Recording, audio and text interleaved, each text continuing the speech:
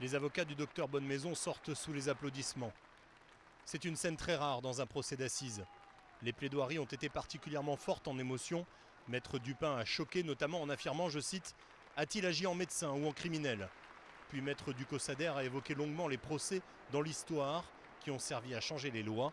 Un discours sans doute très apprécié par les jurés qui comprennent maintenant la dimension historique de ces débats à Pau. Je ressens ce renvoi devant la cour d'assises comme une profonde injustice. Je n'ai pas voulu parler d'erreur judiciaire et aller trop loin, mais pour moi une décision de condamnation serait une profonde erreur judiciaire. Ce mercredi, le docteur Bonnemaison sera le dernier à prendre la parole pour tenter de convaincre l'assistance de cette cour d'assises qu'il a juste voulu mettre fin aux souffrances de ses patients. Jamais le docteur Bonnemaison n'a pratiqué un acte criminel. C'est un médecin qui a accompagné avec courage, avec détermination, avec humanité des patients jusqu'au bout, dans le dernier souffle, et qui les a soulagés, comme il doit le faire, comme un médecin doit le faire. Tout le monde ne prend pas ses responsabilités, c'est bien dommage. Nicolas Bonnemaison a confié avoir hâte que tout cela soit terminé.